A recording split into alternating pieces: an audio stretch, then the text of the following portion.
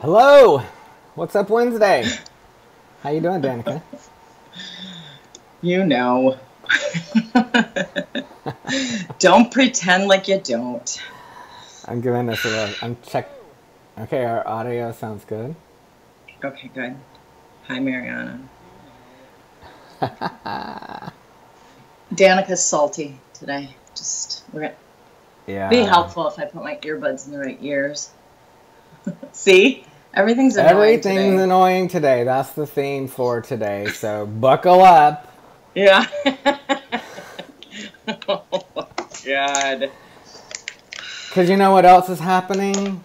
Is I keep dropping out of high quality video mode. Because it's annoying today.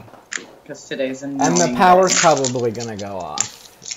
Because it's annoying today. We're complaining currently about first world problems. Because we're really angry. And we're trying to laugh. I'm redirecting. Yeah. The energy that I have, which is actually a fury beyond any fire I have ever felt in my life, to be honest with you. And I can't let it out yet because I don't know what to do with it. Yeah, it's mobilizing me. So I had some, we're late today because I was late today because I have to do things when I get like this. Yeah. So I'm planning things. Oh, wow. I just saw them 9 seconds ago and I went into the screen, which is horrifying. Sorry, everyone. Everything's annoying today. Yeah. Hi. What's up, yeah, Wednesday? And of course, just in case you don't know what we're talking about, a human rights crisis in our country. Yeah, the current administration is creating a human rights crisis in our country for no reason other than to bully. To extort. Yeah, to extort, to frighten, and So human beings are being used for that purpose in the United States, and they're being imprisoned for no valid reason and separated from their families in spite of decades of policy to the contrary. And I'll have to leave it there because if I go any further, I'm just gonna. Okay, I'll take over. Go for it. But I'm going to stay calm because I'm on the side of the facts, and I'm on the side of the truth. And I can officially say at this point, if you have bubbling inside you a defense or excuse for this policy, we don't need to have a conversation. No. Because, and I've said it about 7 times, because when I wrote it the first time, I thought that's exactly my sentiment on this. You are on the wrong side of history if you are defending this. You're on the wrong side of humanity. You are on the wrong side. That is my sentence. You are on the wrong side of history and the wrong side of humanity, and the conversation is over.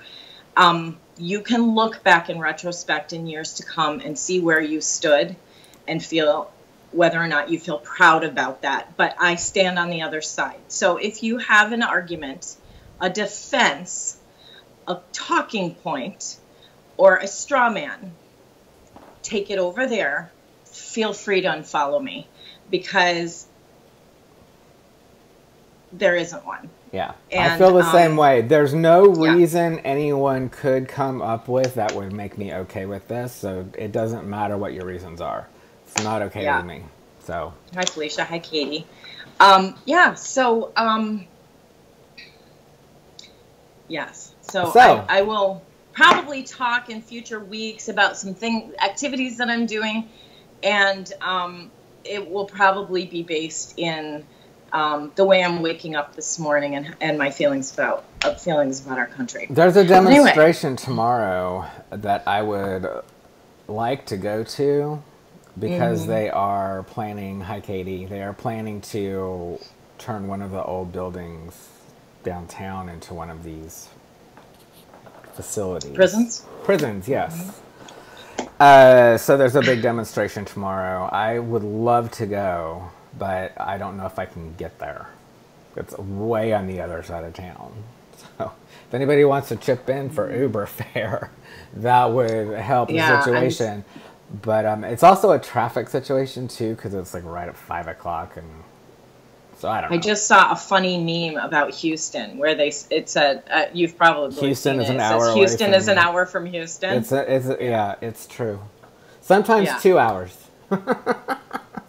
depending on. It's Katie. Yeah, Katie, I know. Detroit, it has its own double whammy of. I mean, if you think this is an atrocious human rights violation, this is a double whammy for us because, we have the largest population of Muslim refugees for certain, but refugees from the Middle East living in the Detroit area. So there's a lot of this, but there's just such a misperception about what's going on, and it's like talking to a damn brick wall. Yeah. So anyway, what else is going on? Well, in other annoying news, I was going to bring up. So, do you listen to audiobooks? I have. Okay. But I listen to a few. I listen to audiobooks a lot, actually. And I listen to them when I'm going to sleep, especially because it kind of just, background noise. I like to listen to books that I've listened to before. So I'm re-listening to this huge epic story called The Saga of Seven Sons by Kevin J. Anderson. Any fans out there? Hey. And it's this big sprawling epic, and I think there's like 7 books or something. So and the narrator is so good for the first 3 books. Yeah. And then they change narrators. It's disruptive. And he pronounces their names differently. Where's the continuity police on that? Accents. And he seems to have a limit between like a Brooklyn accent and a Southern accent and some variation of pitch. That seems to be his range. So, that's the current irritation I'm dealing with. It's like, it's not Tasia. It's Tasia. It's not Tasia, it's Tasia. Oh, no. It's like, oh, my God. Somebody's uncle needed a job, so they kicked out the old narrator. And threw in Uncle Bill. Well, I don't know. Did I mention this last week? I'm not sure, because I talked to some different people about it, where I started watching this show on Netflix and didn't realize that it was voice dubbed. Did I talk about that last week? Yeah. I'm having that same issue because they haven't bumped off the big guy, and the big guy is like this big burly guy with a beard, and his voice is like this when he's yelling. It's driving me insane. It's driving me insane, but I'm invested in the story, so I have to finish. The show is called Money Heist on Netflix, and it's a little bit of a nightmare.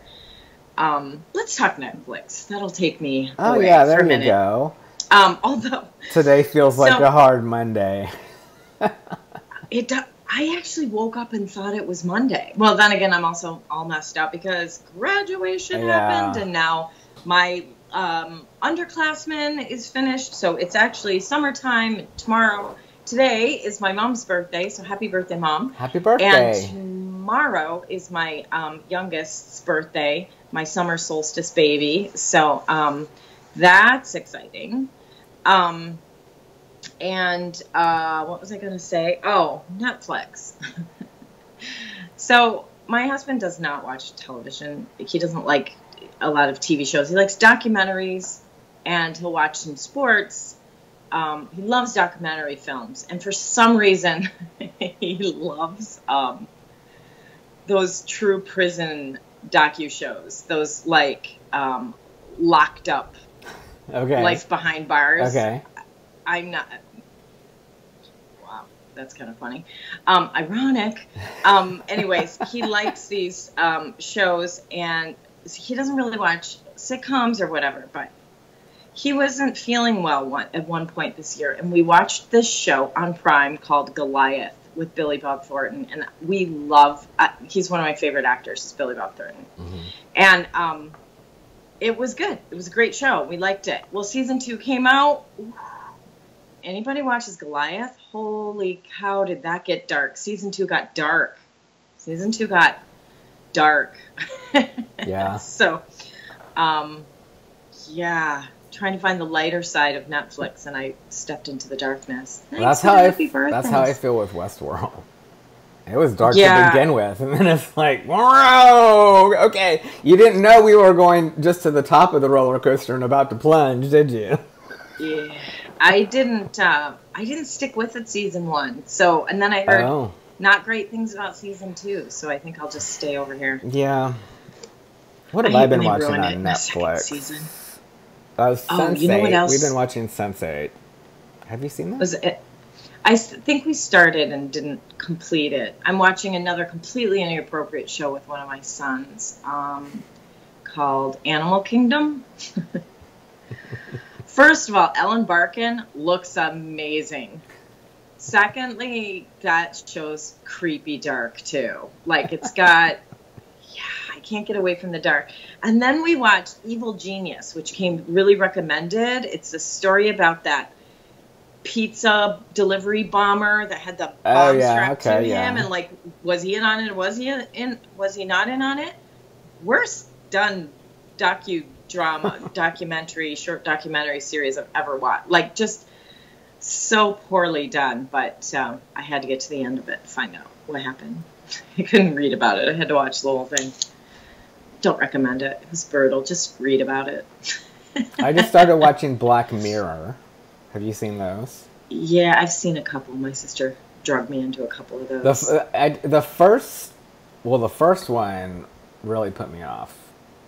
The very first episode with the pig. But anyway, after that, some of them are really thought-provoking. The one that I saw, you would probably like. My sister drugged me into it because she used to love Star Trek, and it's kind of like a spoofy Star Trek / Twilight Zone. Oh no, that one, the spoofy Star Trek one, that's the next one on my list. So we'll talk about that next week. Yeah, and then a couple Twilight Zone ones. She made me watch that, and I made her watch Stranger Things one day when we were supposed to be working out, but there was a jog bra incident, and we'll just leave it. I've been watching Madam Secretary. Hi, Priscilla. How is that? I've always thought that looked I love it. Scott hates it, but we have completely different tastes in television. Yeah, Scott likes our show, so... So there you have it. The bar is pretty low for him, you know. His taste is questionable. Yeah, and if we had Katie on here with some cupcakes, baking something, like that would... His perfect show would be you and me, What's Up Wednesday, with 2 extra squares, and in one square Katie's baking something, and the other square Jason's building something. Because that would just hit all of his like home improvement, bake-off, Katie, are you still here? Because we almost... Katie and I are supposed to go to lunch today, potentially, and she's got some things to handle. And so she said, come over. I need to do some baking. We totally could have done What's Up Wednesday from Katie's Kitchen. Yes. So we'll have to plan that, though. Definitely. Do What's Up Wednesday so that Scott can be happy. Because, our lives are about making Scott happy. Absolutely, yeah. It actually is. He's our #1 fan. So if Scott likes our Mm-hmm. show, then I feel good about myself. And Scott yells at me because... By the way, love and share. Oh, no, he's been heaping praises on you lately. He's improved with your process. What? No, he's impressed with your improvements. Thank you, Scott. Oh, I feel good now. Yeah. Today's looking better already. Yes. Some sunshine out of Texas. Katie thinks you still need to come over this afternoon. Oh, I know. So much going on. So much going on, yes. I had something else. She'll regret it if I'm, like, drunk and laying on her couch, raging. Oh, Madam Secretary. That's what we were talking about. Yeah, I like it. Well, I've always liked Téa Leoni. I know some people think she's ridiculous, but I like her. And this is a very different role from what you might have normally seen her in. And I enjoy it because, now, first of all, I know it's not real. Okay, so don't flame me with how government works, because I know how government works. Hi, Joanne. Okay. But I like it because it gives you a little bit of insight in some of the things that could be happening behind the scenes that you don't really think about, and all the trade, this, that. You know, okay, fine. I gotta get 3 different countries to agree on something, and how does that happen? And then it also talks about her family and how she balances family and this very important job. And I find that dynamic really interesting because the kids, first of all, do a great job with the acting, I think, and they are also representing that next generation that is on the devices and on that, but they're not being antisocial. At one point, the dad comes in. The son gets grounded. Dad comes in and asks about the son's girlfriend, and he said that she's grounded too. And he says, "Well, what are you doing?" And I said, "I'm hanging out with her." And he says, "She's on the laptop," and he's got the laptop sitting on the sofa, and they're watching a movie. It's like we're hanging out because she's grounded too. And that blew his mind. But hey, that's now. That's how we do it now. Oh, that is. I mean, my son has a girlfriend, and they FaceTime all the time and have great, amazing conversations. And I wish we had that when I was as a kid.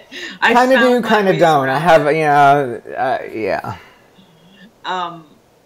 But, they can't drive. And so, it's a great way to get together without getting together.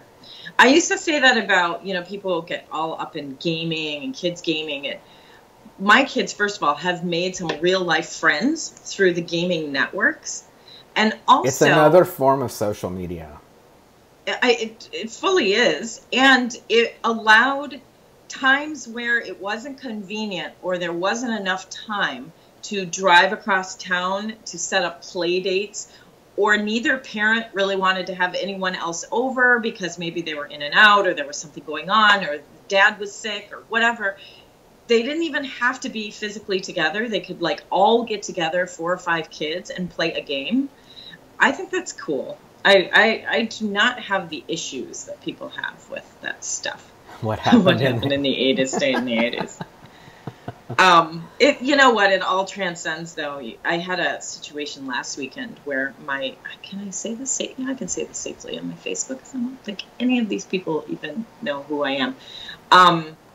My son got together with a group of friends. I dropped him off to hang out, and he called me within an hour. It was quite far away, this drop off. And he called me within an hour, and he goes, "Can you pick me up? This is not my scene." I was like, yeah, success. Succeeded as a parent. Awesome. Absolutely. And it was not a scene that he needed to be around. It wasn't a big deal. But there was some things Well, going it's on good that number one, he of. recognizes these are not his people, and number two, he's got enough confidence to say, these are not my people, get me out of here. Yeah, and have his mommy come pick him up. Exactly, it was awesome. Yeah. So I did, and I got in the car. I said, my assumption is, and he said, you are correct. And we were like, awesome. And we came, and he said, he actually said the words, "I'd rather go home and play Fortnite." And I thought, and here's the situation.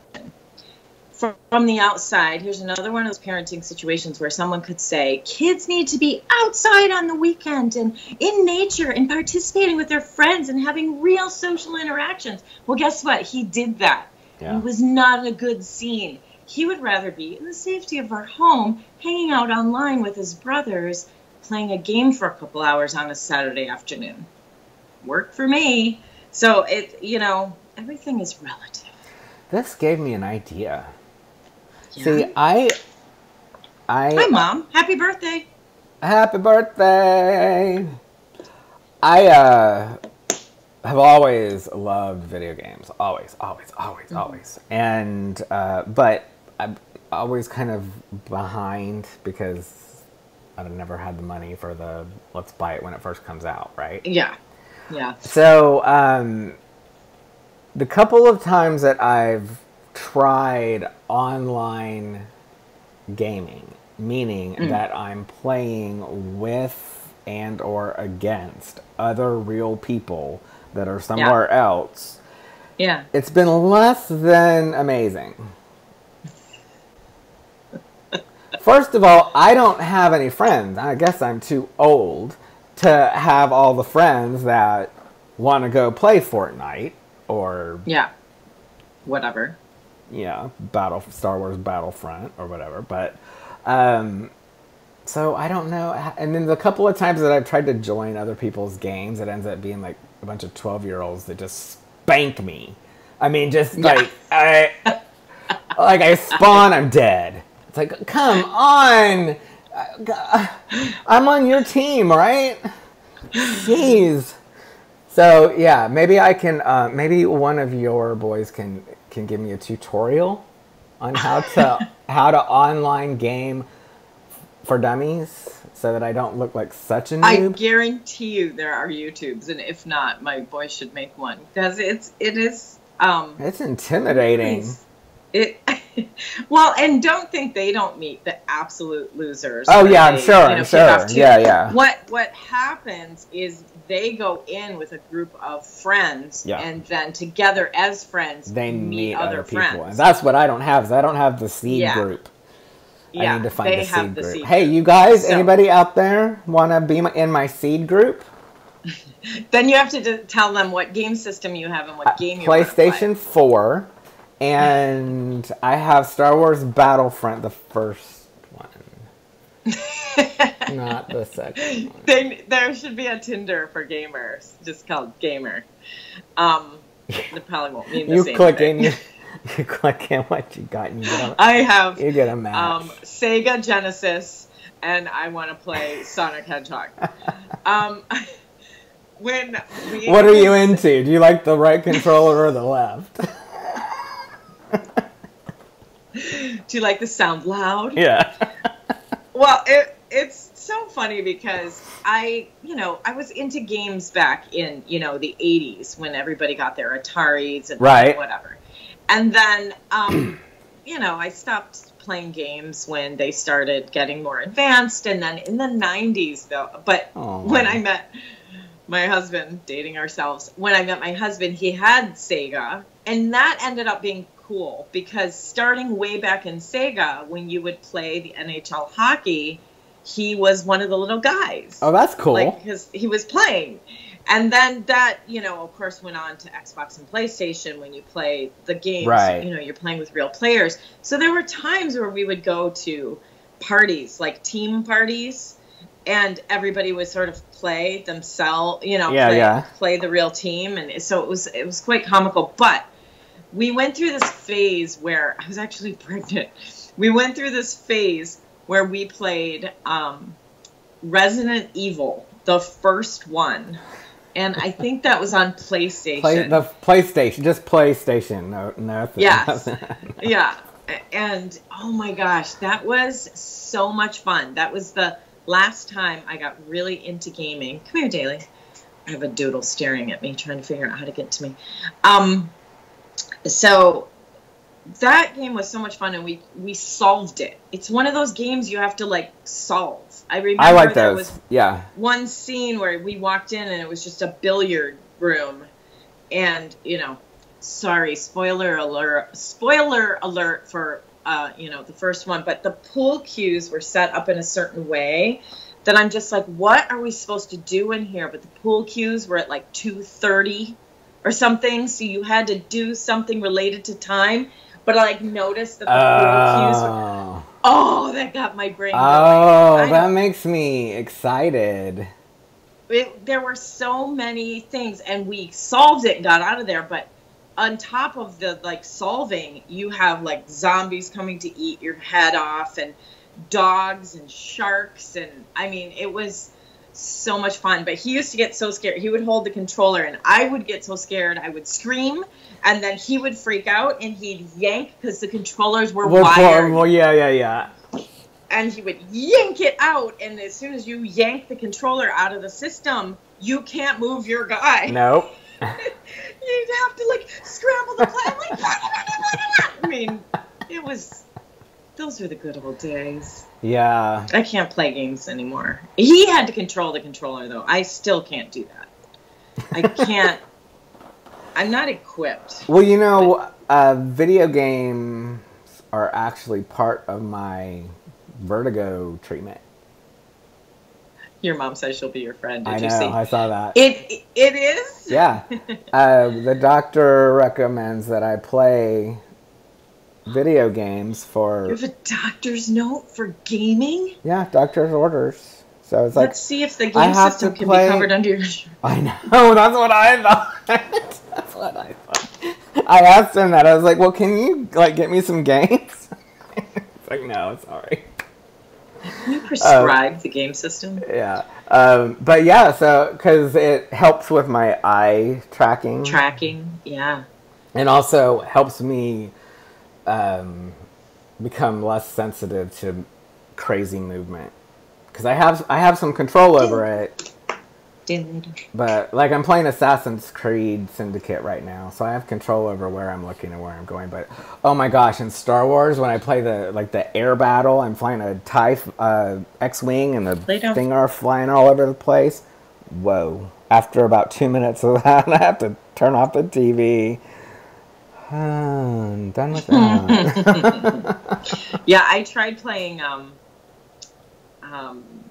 what is it? I don't know. One of those war games, not Fortnite, because it was a while ago, but one of those other ones.